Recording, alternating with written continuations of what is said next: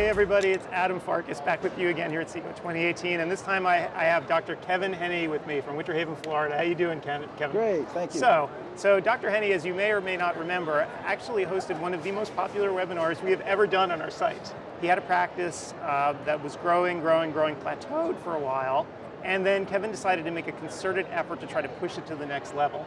And I believe we called the webinar something about growing the $1 million practice. So why don't we just launch right into it? So what'd you do?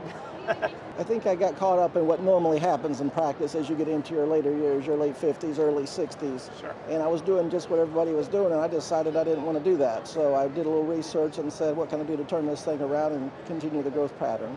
And so what kind of changes did you actually make? Did you start talking to your patients a little more about what they wanted to see, what they didn't want to see? Actually, I just instituted some technology and delegation. Mm-hmm.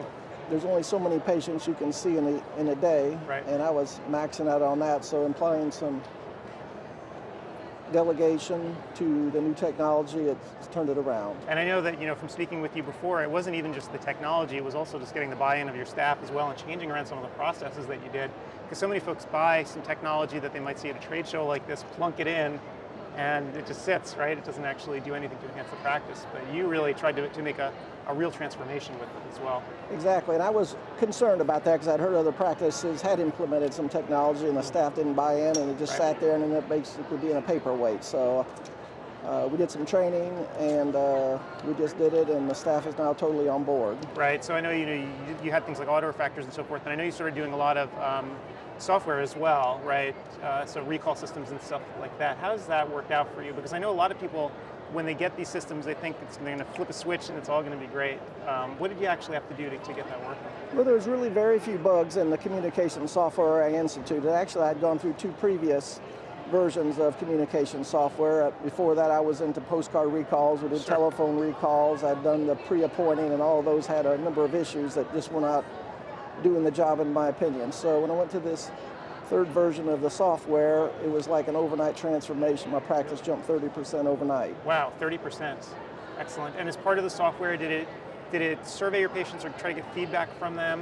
Or how does it work? That's one of the parts of the software. It does do a survey, and that's been very powerful as far as getting my staff to be their best every day. Right. They can't have a bad day, because if they do and I don't know it, I will find out in a few days when the patient returns the survey. Right. And unfortunately, it also critiques me, so I have to be on my best. So everybody's on their best, and we're trying our best to get good reviews and good surveys. It's a brave new era, isn't it, with things like Yelp and all those other things out there where you really do have to be on your toes and at your best at all times and really keep people happy. You really do. And online reviews has been amazing to me. We're having people coming from out of town that just shock me, and I say, well, how'd you hear about us? And they say, your online reviews. So it's been very amazing. Private equity moving into eye care. Have you seen that around Florida, or have you started to see it in your market? They're moving in very rapidly, and we don't really know the ultimate long-term impacts on it, but I've tried to turn it into a positive in my practice. I feel like we can try to provide the best possible care in a caring, individual manner. And so you haven't been impacted negatively at all so far in your market? Actually, it's been positive for my practice. Great.